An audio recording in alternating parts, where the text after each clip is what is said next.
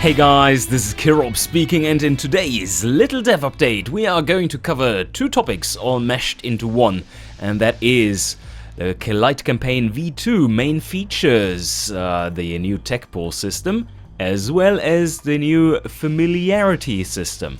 So I know you all are very much looking forward to that, so what I'm going to do is just show you the basics right here. Yes, I know about that. And we start a game here. I'm going to give myself a little bit of tech pool, and then I show you what's new. And with the ultimate tag team, Herbert Grün, and the fuel system set to 4 and a little bit of extra brakes, we are going to exemplify the new mechanics by making a, let's say, delivery car maker in Gazmere. Brutal rating, pretty easy overall. Alright, this of course is the first thing which is new, which is a bug. And you see something up here, a new button. And that is not budget and normal, they have the wrong tags here still, but rather it is research and development and familiarity. And how that works is the following way. We did choose on the main setup screen for the Lite campaign a tech pool for these two categories, brakes and fuel system. And that is hard tech pool your company just magically inherently has. And that won't disappear if you don't invest any money into it. But you can invest money into other sections, or even this one, and gain slowly over time tech pool.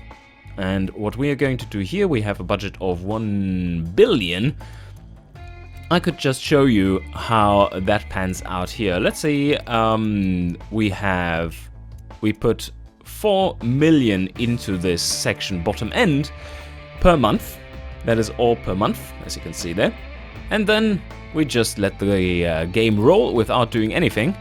So we are now spending 4 million a month, and now when it ticks over, we have 0.08 tech pool. And that is basically a month.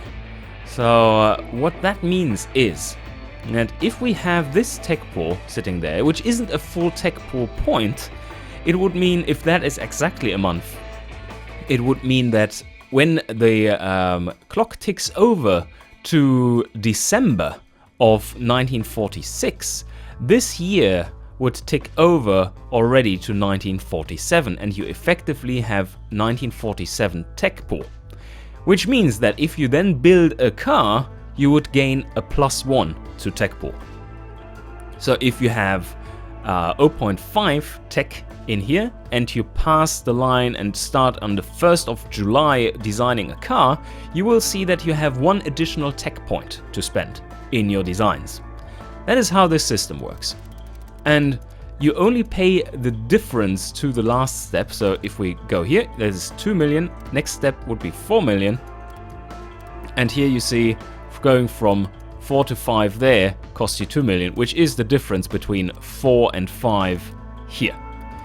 So overall, this needs to be earned, and currently we still don't have the full mechanics implemented. It's already working with the design phase and stuff, that you get additional tech points according to the date correctly. But for example, this list doesn't fill yet, and these, which are supposed to be average techs, don't quite show yet either. Now let's go to familiarity. Well, this list is very empty right now, and it will be filled with stuff you have been engineering. And for that we do need to make a car first. And as I want to show you properly how this works out, I'm going to do the following. I will start yet another game where I didn't waste $4 million, because that is so significant. Yes, no, but rather wasted a month. And I'm going to make the car maker I was saying I was going to do, like a delivery car maker. It's probably the easiest way to play the game. Make a delivery car maker in Gazmere and you will be rich in no time. And I'll make a little let's play out of that on my other channel, Killer Plays, and then I'll be back with this, the results of this, to show off what happened. And yeah, alright, see you then. Alright, and here we are back with a somewhat more advanced save of this Lite campaign, this playthrough, which isn't really a playthrough, just an illustration. And what has happened in the meantime? Well, I did sink quite a bit of money into the research and development of a few sections in here. For example, entertainment was pumped up to a funding level of 4 for quite a while in order to reach 3, and then I settled at 3. That gets it to 3 quicker. Cost a little bit more money, of course, but that was very helpful in unlocking what was it? Power steering early, yes. And drivetrain just the same. And you can see here brakes is of course still free, because that is the tech pool we chose from the start, as is fuel system at +4. You never have to pay for it unless you want to go beyond what you chose on the setup screen. What is more interesting right now is the familiarity, because I've been designing a few cars and put them through engineering, signed off, and had engineering finish, and that is when it ticks up. So I have engineered the powerful option VVT none, which of course shouldn't be there, but like cast pistons 3 times, and as you see I have designed 3 cars in total, because the highest ranking stuff here is 3. We have been designing, what was it, 2 inline 3s and 1 inline 4. And you see this here, inline 4 block and inline 3 block. And inline engines have a familiarity overlap between them, a synergy between different inline engines. But also, very interestingly, is if you are a master at designing inline 3 engines, you will be pretty good at designing V6s as well. And if you're pretty good at designing inline 4 engines, you will be pretty good at V8s. Especially V8 flat planes, because those are basically 2 inline 4s at an angle. So the game takes into consideration all that, but now we need to take a look at a design I just finished in quiet without hitting the record button. That's the main issue. So we just revised this one and take a look how this plays out. So I've designed a car, pretty simple, very much in the vein of what you saw in the Let's Play I posted on my other channel, and it uses all the main components: leather chassis, steel, blah blah blah, double wishbone butt, double wishbone rear. So all kinds of familiar things, but then goes for an inline 6 engine. If you have designed a lot of inline 3 engines, then you will be pretty good at inline 6s as well, because the crank design is similar. Still, going for pushrod and stuff will help, and all cast components, this is basically all the same. And here is another interesting option, because usually you would say, like, that's a little bit of a sporty car, let's go for normal single barrel. But I've been designing my trucks with the single barrel eco carb, and I can just up the carburetor count in order to offset the lack of power throughput for these. And that will give me a much higher familiarity rating when engineering this engine, this new engine, which has a bit of a different design, but still similar, as you can see. So yeah, it's and fuel mix doesn't count. And short cast header, because we have designed them so often. And that's the engine. Let's go through the trim just so that you see what we have chosen. Again, a 4-gear ratios option, as for all the trucks I've made so far, but very different setup here, which doesn't really matter. And medium compound tires instead of hard long life, so we won't be getting much experience there. But on the brakes, we do get lots of experience, because we're using basically the same setup. There's not much to choose from, obviously. I do see we have a little bit brake fade, can't do anything about that. There's nothing specific here. 2 seats, standard.